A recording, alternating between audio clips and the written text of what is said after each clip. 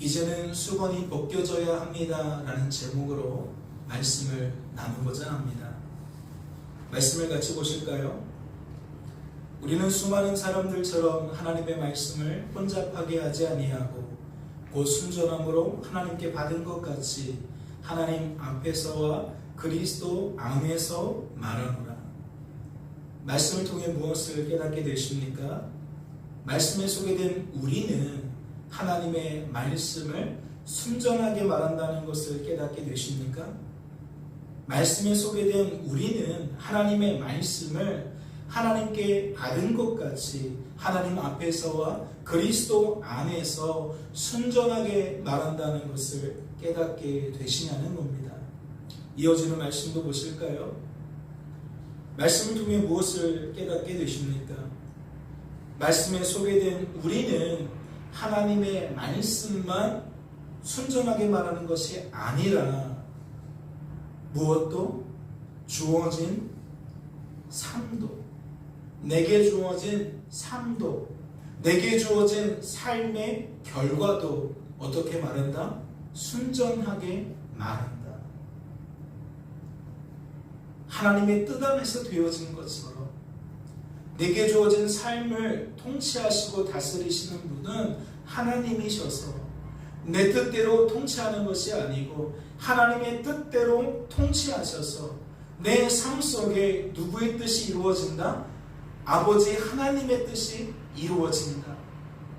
그래서 하나님의 뜻이 이루어질 때에 하나님의 뜻이 이루어진 줄로 깨닫고 순전하게 말하는 사람은 어떻게 말한다? 하나님께 받은 것 같이 말한다. 하나님 앞에서 말한다. 그리스도 안에서 말한다. 이어지는 말씀도 보세요. 무엇을 드러내고 있습니까? 내게 주어진 삶 속에서 벌어진 일들, 발생한 일들, 이 사람 때문이든 저 사람 때문이든 이러한 환경 때문이든 저러한 환경 때문이든 눈이 열려 있으면 어떻게 여겨진다? 하나님께서 이 사람을 통해 하신 일로, 하나님이 이러한 환경을 통해 하신 일로. 그래서 우리들이 말을 하게 될 때는 어떻게 말한다? 하나님이 나를 위로하셨다라고, 하나님이 하셨다라고 말한다는 거예요. 누군가를 통해 나에게 위로하셨다. 나를 통해 누군가를 위로하게 만드셨다. 그 중심에 뭐가 있어요? 하나님이 있어요. 여기에도 무엇이 담겨 있겠어요? 하나님의 뜻이 담겨 있겠죠. 또 하나님의 사랑도 담겨 있을 거예요. 하나님이 우리를 너무나도 끔찍히 사랑하시니까 우리의 마음이 혼잡스럽게 되었을 때에, 우리의 생각이 아주 복잡하게 되었을 때에 누군가를 통해서 그런 나를 거저두지 않으시고 무엇을 건넨다? 위로를 건넨다. 격려를 건넨다. 그래서 나로 하여금 그 문제 속에서, 고통과 고난 속에서 하나님을 바라보며 하나님 감사합니다라고, 하나님 주시는 생명 때문에 나는 다시 숨쉬게 됩니다. 삶의 여유를 갖게 됩니다. 하나님 감사합니다라고 말할 수 있는 그러한 삶의 모습이 나타난다. 누구에게? 순전하게 말하는 사람들에게. 그렇다면 말씀을 보실까요? 너희는 우리로 말미암아 나타난 그리스도의 편지니 이는 먹으로 쓴 것이 아니요 오직 살아계신 하나님의 영으로 쓴 것이며 또 돌판에 쓴 것이 아니요 오직 육의 마음판에 쓴 것이라. 그렇다면 이 말씀은 무엇을 강조하기 위한 말씀일까요? 말씀에 소개된 우리는, 말씀에 소개된 너희를 향해 너희는 우리로 말미암아 나타난 그리스도의 편지라고 소개했습니다. 이는 어떠한 의미를 나타내는 거죠? 말씀에 소개된 우리가 만약 혼잡하게 말했다면, 혼잡하게 말하고 있는 거라면 그 뜻은 명확하죠. 이것은 우리 때문에 너희가 그리스도의 편지되었다라는 의미를 나타내는 겁니다. 왜냐하면 혼잡하게 말한다는 것은 하나님의 말씀과 주어진 삶과 그 삶의 결과를 하나님께 받은 것처럼 말하지 않기 때문입니다. 다시 말해 하나님과 이 일이 무관한 것처럼 말한다는 거죠. 성도된 우리들의 입장에서 볼 때는 반박하고 싶을 겁니다. 무슨 소리냐? 하나님과 무관한 것처럼 우리는 말한 적이 없다라고 반박하고 싶을 거예요. 그렇다면 그런 분들을 위해서는 이렇게 표현해야겠죠. 하나님께서 개입하시는 것은 맞지만 그 비중이 누구에게 쏠려 있다? 우리에게 쏠려 있다. 하나님께서 하신 일에 대한 말은 적어지고 내가 이 일에 참여하게 된 부분은 우리가 부각시키면서 말하는 것을 볼 때에 우리의 말 자체가 비중이 우리에게 쏠려 있는 것을 볼 때에 사람에게 쏠려 있는 것을 볼 때에 무관한 것처럼 여기지 않는다 할지라도 형태는 무관한 것과 다를 바가 없다. 그렇게 이야기를 드리고 싶어요. 그러니까 혼잡하게 말하는 사람은 교회를 다녀도 어떻게 말할 수밖에 없다? 세상 사람들처럼 말할 수밖에 없다. 세상의 논리로, 즉 사람의 논리와 환경의 논리에 따라서 말씀도 섞어서 말하고 신앙의 어떠한 그 단어를 섞어서 말한다 할지라도 결국 그 중심에 무엇이 있다? 사람과 환경이 있다. 또 혼잡하게 말한다는 것은 누구 앞에서 말하는 거예요? 하나님 앞에서 말하는 게 아니라 사람 앞에서 말하는 거예요. 그리스도 밖에서 말하는 거예요. 그러니까 그 속에 무엇이 담길 수가 없는 거예요? 복음이 담길 수 없는 거예요. 하나님에 대한 인식이 담길 수 없는 거예요.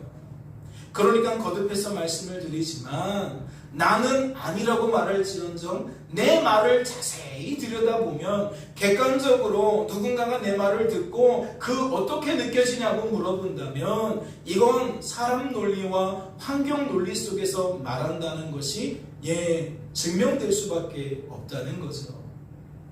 그러다 보니 우리가 말할 때 강조점이 자꾸 어디로 쏠려요? 인생을 내가 사는 것처럼 여기기 때문에 자꾸만 나에게 쏠려요.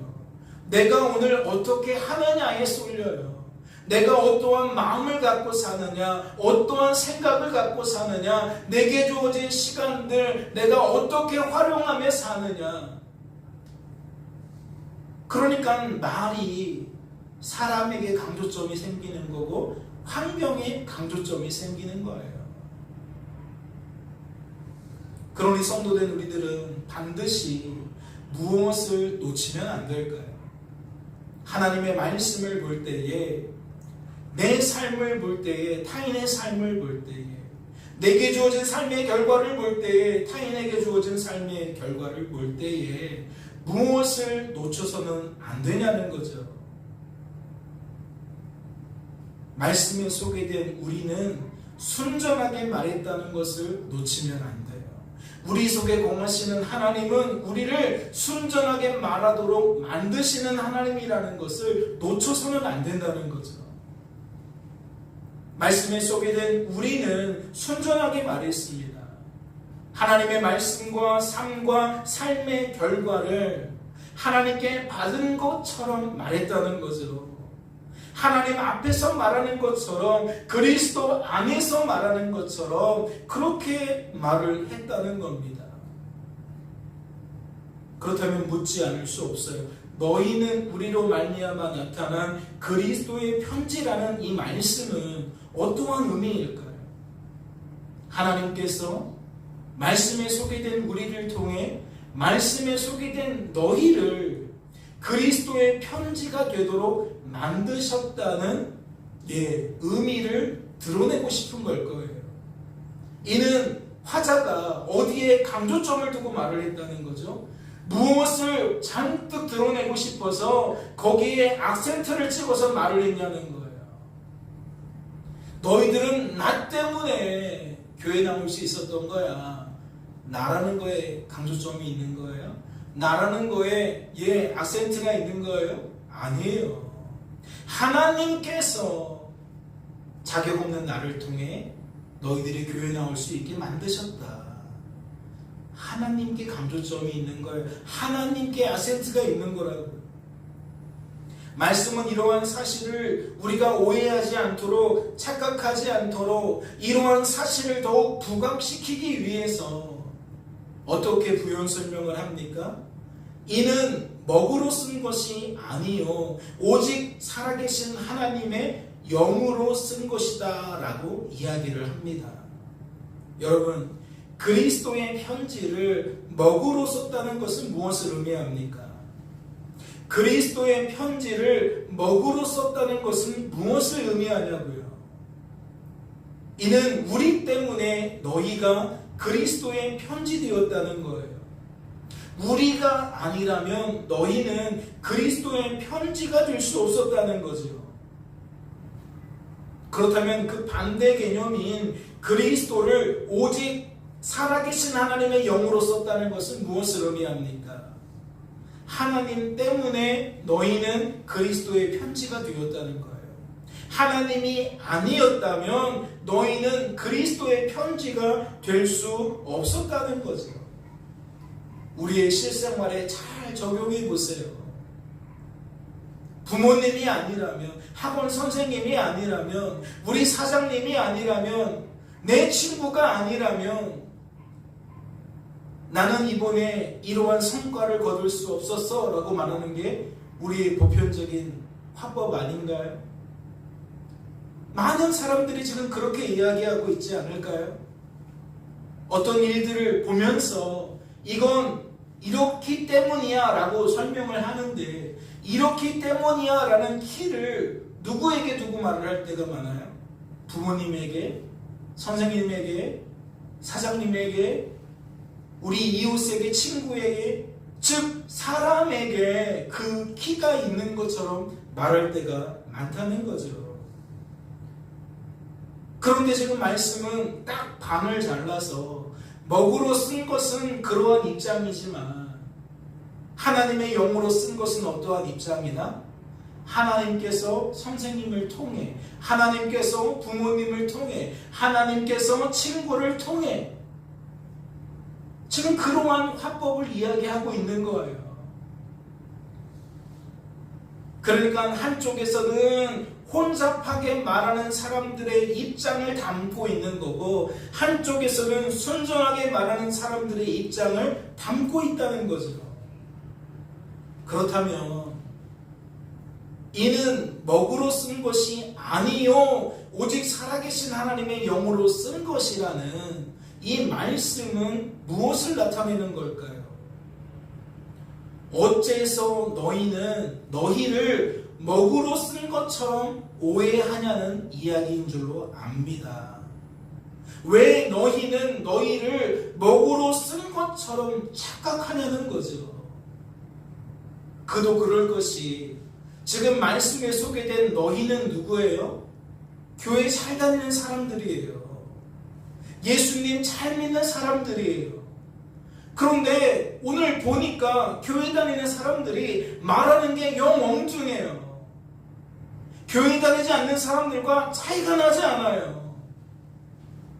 그러니까 글을 쓰는데 이런 내용을 담아서 지금 쓰고 있는 겁니다. 어째서 너희는 너희를 먹으로 쓴 것처럼, 부모님이 너희를 교회 다니게 만든 것처럼, 선생님이 너희를 교회 다니게 만든 것처럼, 목사님이 너희를 교회 다닌 것처럼 오해하느냐? 왜 너희는 너희를 먹으로 쓴 것처럼 착각하느냐? 다시 말해, 너희는 하나님의 영으로 쓴 그리스도의 편지인데, 하나님께서 하나님의 뜻을 따라 너희가 교회 나올 수 있도록 만들어 주신 건데, 누가 너희를 속인 겁니까? 라고 묻는 거예요. 어째서 너희는 속아 넘어간 겁니까? 라고 말하고 있다는 거죠. 이어지는 말씀을 볼까요? 돌판에 쓴 것이 아니요 오직 육의 마음판에 쓴 것이라. 그렇다면 돌판과 육의 마음판은 각각 무엇을 나타낼까요? 이는 조금 전에 살펴본 먹과 하나님의 영이 나타내는 것과 딱 입장을 그대로 담고 있는 거겠죠. 우선 돌판에 대한 이야기를 좀 해볼까요?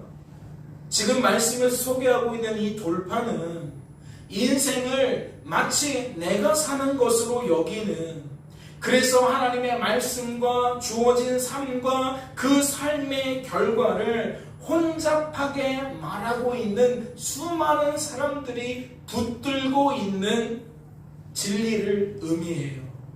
특별히 성경적으로는 모세가 하나님께 받은 십계명을 나타낸다는 거죠. 말씀을 같이 보실까요?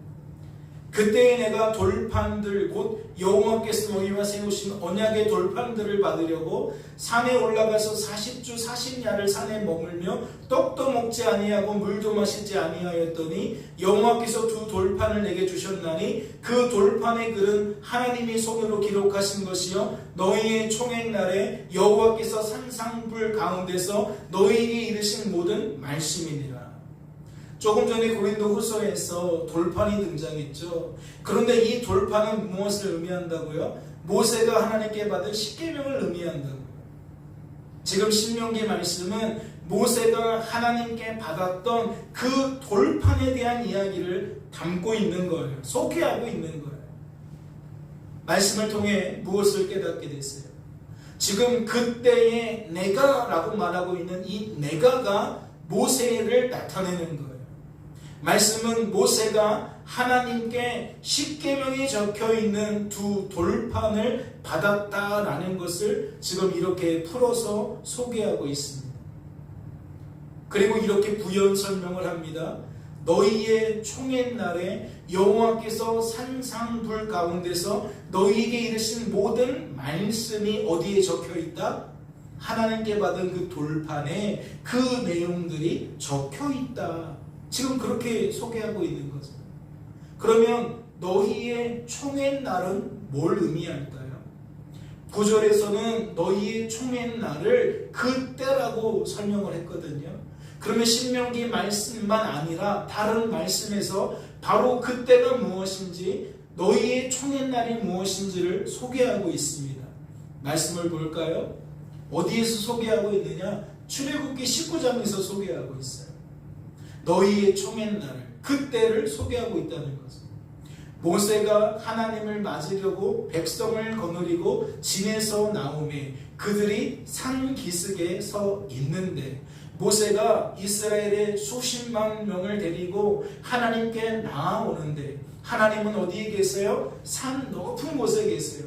백성들은 어디에 있어요? 산 밑자락에 있어요. 그런데 그들이 보고 있는 풍경은 무엇입니까? 그 산을 신의 산이라고 그래요. 또 어떤 성경에서는 호렙산이라고 이야기합니다. 그런데 그 산의 풍경을 보니까 연기가 자욱해요. 마치 흐린 날 산 그 높은 곳에 안개가 자욱한 것처럼 신의 산에 연기가 자욱해요. 그런데 특이한 현상이 있습니다. 어떠한 현상이 있죠? 여호와께서 불 가운데서 거기 강림하시는 거예요. 이는 하늘에서 불이 떨어지면서 무언가가 그 산 위에 내려오는 것을 사람들이 목도했다라는 것이죠. 이 풍경이 조금 전에 살펴본 신명기 말씀과 매우 닮아 있어요. 무엇으로 닮아 있죠? 여기 보세요. 너희의 총회날에 여호와께서 어디에서? 산에서. 산상이라는 건 산 위에서라고 말하는 거죠. 무엇 가운데서 말씀하셨다 그래요? 불 가운데서 말씀하셨다 그래요. 그런데 이 모습을 출애굽기에서 이렇게 소개하고 있는 거예요. 신의 산에 연기가 자욱하니 여호와께서 불 가운데서 거기에 강림하셨다. 그리고 불 가운데 강림하신 그 하나님이 19절에 보니까 나팔 소리가 점점 커질 때에 모세가 말한즉 하나님이 뭐 하세요? 불 가운데 내려오신 그 하나님이 모세에게 말씀하세요. 말씀하세요.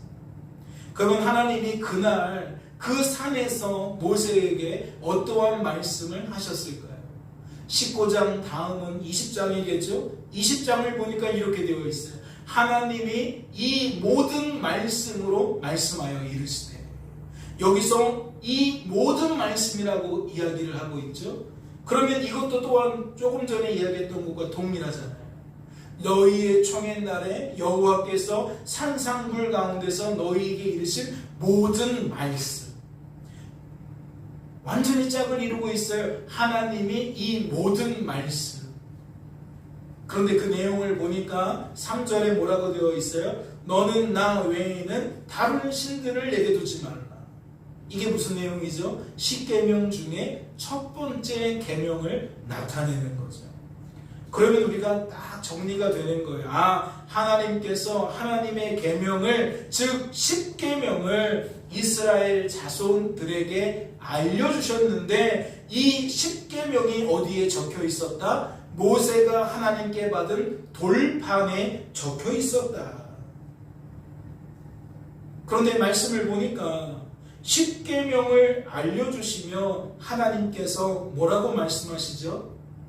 나 내 하나님 여호와는 질투하는 하나님인즉 나를 미워하는 자의 죄를 갚되 아버지로부터 아들에게로 3, 4대까지 이르게 하거니와 나를 사랑하고 내 계명을 지키는 자에게는 1000대까지 은혜를 베푸느니라. 지키는 사람에게는 1000대고 지키지 않는 사람에게는 3, 4대까지인데, 지키는 자에게는 무엇을 주세요? 은혜를 주세요. 그러면 지키지 않는 자에게는 무엇을 주세요? 그 사람의 죄를 갚아주신대요. 죄를 갚아주신다는 건 죄에 대한 심판을 내리신다는 거예요. 죄에 대한 심판은 무엇으로 나타나죠? 재앙으로 나타나요. 그러니까 한쪽에서는 은혜를 받는다는 것이고 한쪽에서는 재앙을 받는다는 이야기를 하고 계시는 거죠. 그런데 그 중심에 어떠한 사상이 흐르고 있어요? 너희들 계명을 내가 알려줄 건데 지킬 거야, 안 지킬 거야? 지키면 은혜를 줄게, 지키지 않으면 재앙을 줄게. 마치 말씀의 그 맥락은 선택권이 누구에게 있는 것처럼 이야기하고 있어요. 우리에게 있는 것처럼 이야기하고 있어요. 그렇다면 이것이 하나님의 약속인데, 십계명을 주시면서 주신 하나님의 약속인데, 이 상황을 조금 전에 살펴보았던 신명기에서는 뭐라고 설명한 거예요? 여호와께서 너희와 맺은 언약이라고 소개하고 있는 거예요. 하나님은 틀림없는 분이라는 거죠. 너희가 지키면 1000대까지 은혜를 줄 거야. 틀림없이 지킨다는 거예요. 그런데 그것만 아니잖아요. 지키지 않으면 3, 4대까지 재앙을 줄 거야. 이 두 가지를 같이 생각해야 돼요. 그러니까 지켜서 1000대까지 은혜 받을 건지, 지키지 않아서 3, 4대까지 재앙을 받을 건지, 말씀은 마치 우리에게 선택권이 있는 것처럼, 그렇게 이야기하는 것처럼 보인다는 거죠. 여러분, 다시 말씀을 보세요. 돌판에 쓴 것이 아니다 라고 했는데 이제 돌판의 개념이 잡혔어요. 돌판은 십계명이에요. 혼잡하게 말하는 사람들은 그러니까 돌판을 바라보고 십계명을 바라보며 어떠한 의미로 여길 수밖에 없어요. 아, 순종과 불순종은 나에게 달려있는 거구나, 우리에게 달려있는 거구나, 그렇게 여길 수밖에 없어요. 순종과 불순종이 나의 선택인 것처럼, 나의 태도인 것처럼 여겨질 수밖에 없다는 거죠. 그렇다면 돌판에 썼다는 것은 어떠한 의미를 나타내는 거예요? 말씀에 소개된 우리가 하나님 말씀에 순종했다는 것을 나타내는 거예요. 우리는 하나님 말씀에 순종을 선택했다는 거죠. 그럼 무엇과 짝을 이루는 거예요? 하나님은 사도행전에서 너희는 나의 증인이 되라 이렇게 말씀하셨는데 이 사람들은 정말 증인된 삶을 살았어요. 그래서 이곳저곳 다니면서 복음을 전했고 복음을 전하니까 교회가 세워졌어요. 그러면 누군가의 눈에는 어떻게 비춰지는 거예요? 바울과 디모데라는 사람이 순종을 선택해서 그 결과가 무엇이냐? 교회가 없었던 고린도 지역에 교회가 세워지는 거구나 라고 말하면서 점점점 누구 바라기가 돼요? 바울 바라기가 되죠. 디모데 바라기가 되죠. 바울이 얼마나 큰 은혜를 입었느냐? 그는 하나님 나라까지도 구경하고 온 사람이다. 남들이 알지도 못하는 신비한 일들을 많이 체험한 사람이다. 그 사람은 살아있는 동안에 기적도 많이 체험한 사람이다. 이런 일들이 왜 있었겠느냐? 왜 그 사람 때문에 수많은 사람들이 병고침을 받았겠느냐? 이는 그가 하나님 말씀에 순종했기 때문이다. 그래서 하나님이 천대까지 은혜를 주신다는 그 말씀에 따라서 그에게 큰 은혜를 주신 거다. 혼잡하게 말하는 사람은 이러한 사람 논리, 환경 논리에서 벗어날 수가 없다는 거예요. 그냥 이것이 진리예요. 확실한 거예요. 그렇게 받아들인다는 거예요. 그렇다면 오늘 고린도 후서에서 이 말씀의 의미를 다시 되새겨 본다면 결국 고린도 지역의 교회와 성도들은 바울과 디모데의 순종을 통해 그 선택을 통해 교회가 될 수 있었다, 성도가 될 수 있었다 라는 의미가 되는 거예요. 그렇다면 반대 개념인 육의 마음판은 무엇일까요? 이는 돌판을 뒤집는 의미예요. 돌판에 우리들이 담고 있다고 여겨있는, 그러니까 돌판에 담겨 있다고 우리가 믿고 있는 그 의미를 완전히 뒤집고 있는 의미라는 거죠. 그렇다면 육의 마음판은 어떠한 의미를 담고 있을까요? 이는 우리가 불순종해도 교회가 세워질 수 있다라는 얘기를 말하는 게 아니에요. 무엇을 뒤집는 거냐? 우리의 순종이 결코 거저된 것이 아니라는 의미예요. 바울이 고린도 지역에까지 찾아가서 예수님의 증인된 삶을 살게 된 것은 바울의 독자적인 선택이 아니라는 거죠. 바울의 그 남다름이 아니라는 거예요. 그의 순종은, 그의 그러한 선택은 그의 열매가 아니라는 거죠. 그의 소산이 아니라는 거예요. 잘 생각해 보세요. 돌판과 십계명은 하나님의 말씀과 성도의 순종과 불순종이라는 그 성도의 반응을 서로 대척점에 두고 그 관계가 어떠한지 마치 수학 공식처럼 풀어주고 있어요. 말씀은 여기에 있어. 첫째 계명은 이거야, 둘째 계명은 이거야. 그렇게 10가지 설명을 다 하고 이쪽에는 너 순종할 거야, 불순종할 거야 라고 이렇게 대척점을 두고 줄을 잇는 거죠. 이 말씀에 순종했어? 그러면 넌 그래서 이런 복을 받는 거야. 너 이 계명에 불순종했어? 너 그래서 이렇게 잘 안 되는 일이 벌어진 거야. 그러니까 돌판과 십계명은 순종과 불순종에 따른 보응에 관해서만 설명한다는 거죠. 마치 순종과 불순종은 하나님과 무관한 것처럼, 순종과 불순종은 오로지 우리의 소산인 것처럼 설명한다는 거예요. 아니, 사실은 혼잡하게 말하는 사람들이 말씀을 그렇게 받아들인다는 거예요. 말씀을 보실까요? 십계명이 시작되어지는 3절 말씀 바로 앞에 2절 말씀에 이러한 말씀이 기록되어 있어요. 같이 한번 읽어볼까요? 나는 너를 애굽 땅 종되었던 집에서 인도하여 낸 내 하나님 여호와니라. 여러분, 하나님께서 십계명을 풀어주시기 전에 이 말씀을 기록하게 만드신 이유가 무엇일까요? 순종할 거야, 순종하지 않을 거야 라는 그 상황에 우리가 내몰리기 전에 2절 말씀을 먼저 소개해 준 까닭이 무엇이겠냐고요. 저는 이 말씀이 십계명을 복음 안에서 제대로 이해할 수 있는 매우 결정적인 열쇠라고 생각해요. 매우 중요한 단서라고 생각한다는 거죠. 기억하세요? 이스라엘 자손이 그들에게 이르되 우리가 애굽 땅에서 고기가 곁에 앉아있던 때와 떡을 배불리 먹던 때에 여호와의 손에 죽었더라면 좋았을 것을 너희가 이 광야로 우리를 인도해내어 이 온 회중이 죽여죽게 하는도다.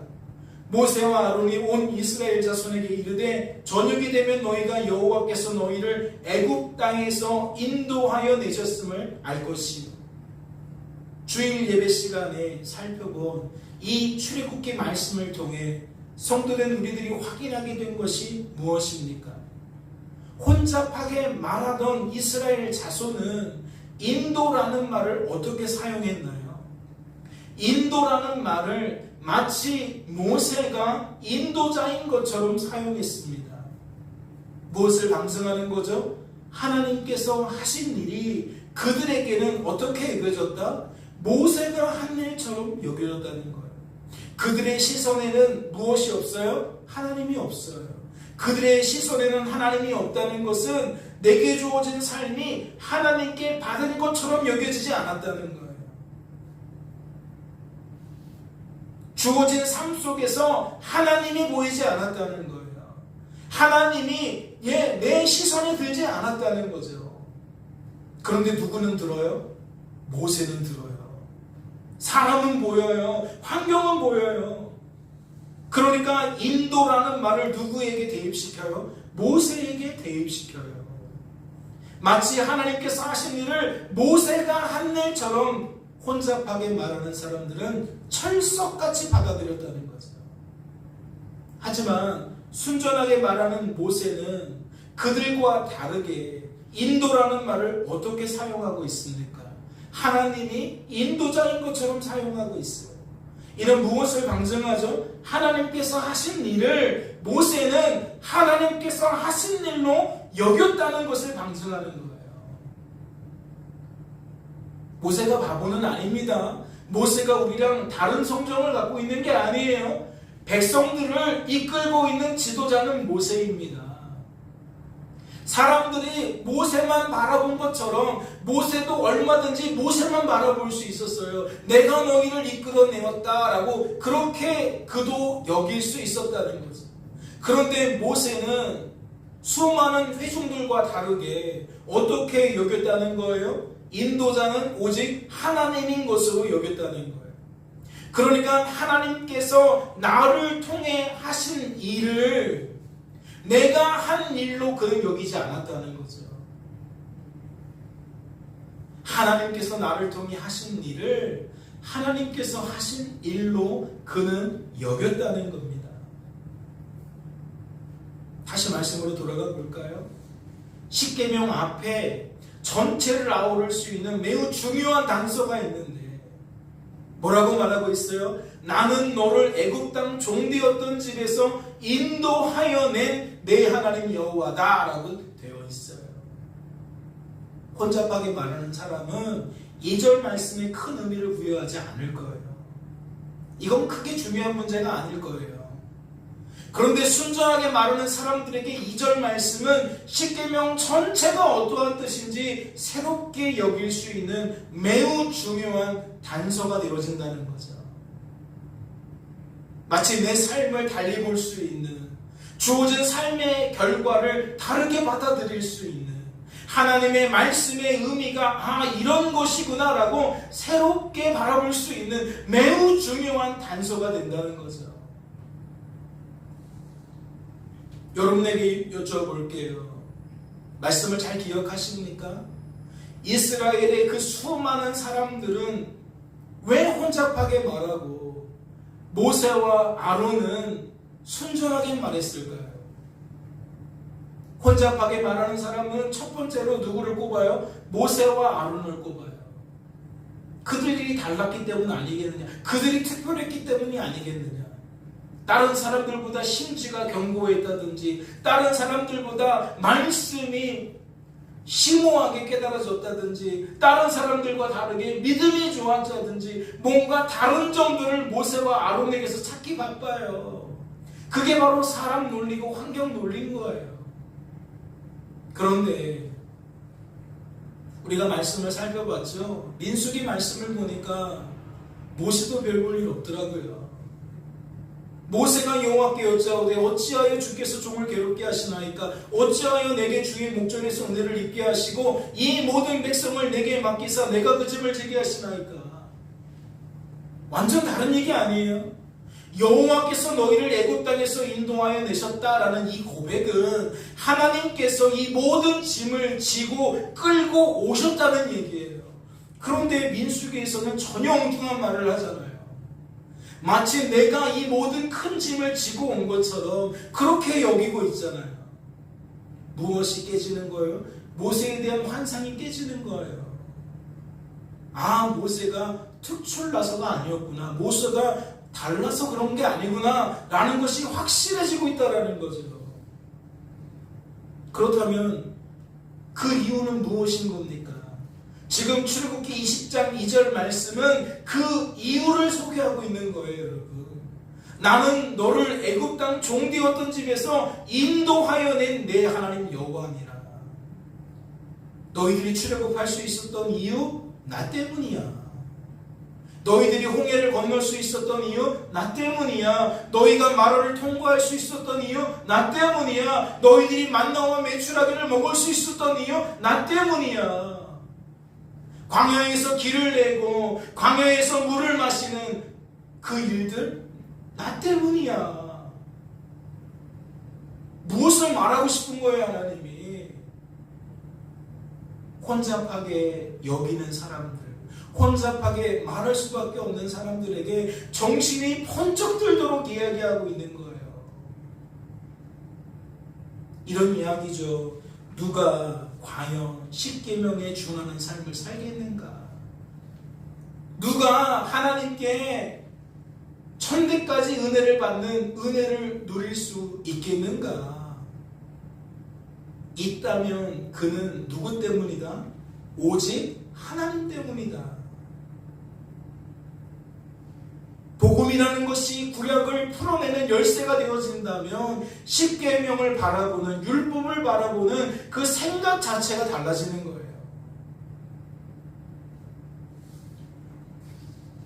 오늘 본문 말씀으로 돌아가 볼까요?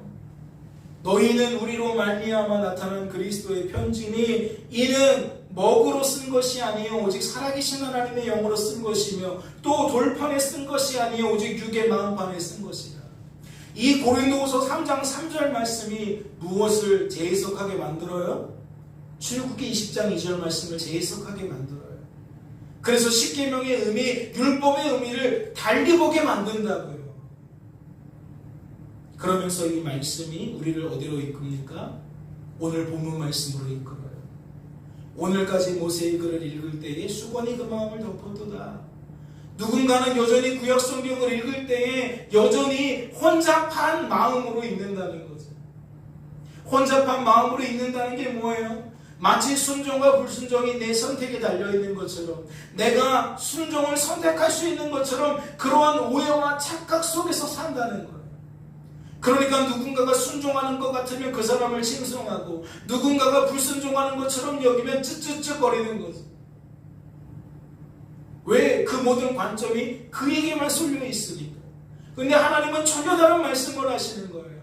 너희들에게 있어서 순종은 너희들의 소산이 아니다. 오직 나 때문이다. 너희를 순종하도록 만들어준 나 때문이다. 그러면서 16절 말씀이 이렇게 얘기하죠. 그러나 언제든지 주께로 돌아가면 그 수건이 벗겨지리라. 주께로 돌아간다는 얘기가 뭐예요? 다시 복음으로 돌아온다는 거예요. 다시 믿음으로 돌아온다는 거예요. 흔들리던 사람이 다시 굳게 서게 된다는 거죠.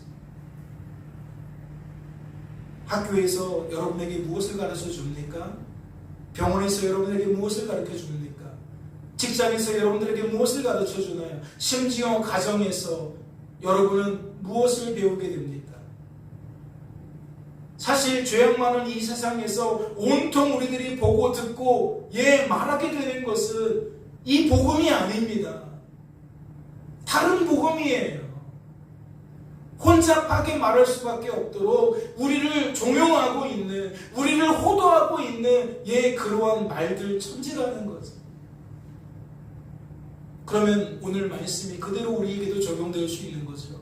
너희는 먹으로 쓴 게 아니라 하나님의 영으로 쓴 건데 왜 속아 넘어간 거지? 우리는 그 질문을 하나님께 받을 수밖에 없는 거예요. 그런데 하나님은 그 질문을 던지시는 이유가 뭐예요? 우리를 책망하시기 위함이 아니에요. 그러나 언제든지 주께로 돌아가면 그 수건이 벗겨지리라. 하나님은 오늘도 우리에게 수건 벗기시는 일을 하고 있는 거예요. 착각에서 벗어나는 일을 하고 계시는 거예요. 하나님의 말씀을 복음으로 바라볼 수 있는, 내게 주어진 삶을 복음으로 바라볼 수 있는, 내게 주어진 삶의 결과를 복음으로 바라볼 수 있는 그러한 눈이 열려지시는, 귀가 열려지시는, 입이 열려지시는 저와 여러분 되어지실 수 있기를 주님의 이름으로 소망합니다. 잠시 기도합니다. 하나님 아버지 감사합니다. 오늘도 우리를 사랑하셔서 부질없는 하나님이 아닌 것들을 붙들고 사는 인생이 아니라 의지할 바 될 수 없는 인생을 의지하며 사는 것이 아니라 오직 하나님만 의지하며 살 수 있도록 우리를 주님 바른 길로 인도하시는 하나님의 세밀한 손길을 경험합니다. 나이가 무슨 상관입니까? 성별이 무슨 상관입니까? 배우고 배우지 못함이 무슨 상관입니까? 우리를 인도하시는 분은 우리의 하나님 여호와이십니다. 하나님이 역사하시면 그 모든 한계는 한계일 수 없습니다. 다 극복되어지는 줄로 믿습니다. 우리의 마음이 수건에 덮여 있었다 할지라도 이 시간 말씀을 들을 때 하나님이 역사하시면 모든 수건이 벗겨지는 줄로 믿습니다. 모든 오해와 착각이 벗어나는 줄로 믿습니다. 하나님 우리에게 자유를 주시옵소서. 복음 안에서만 누릴 수 있는 진정한 자유를, 참된 자유를 우리에게 허락하여 주옵소서. 그래야 남은 한 주간의 삶 속에서도 우리는 덮어진 것처럼 말하는 것이 아니라 벗겨진 것처럼 말할 수 있는, 혼잡하게 말하는 것이 아니라 순전하게 말할 수 있는 하나님의 자녀들 되어질 수 있도록 주님 축복하여 주시옵소서. 주께서 우리를 붙들어 주실 줄로 믿고 감사드리며 이 모든 말씀 우리를 죄에서 구원하신 예수님의 이름으로 기도하옵나이다. 아멘.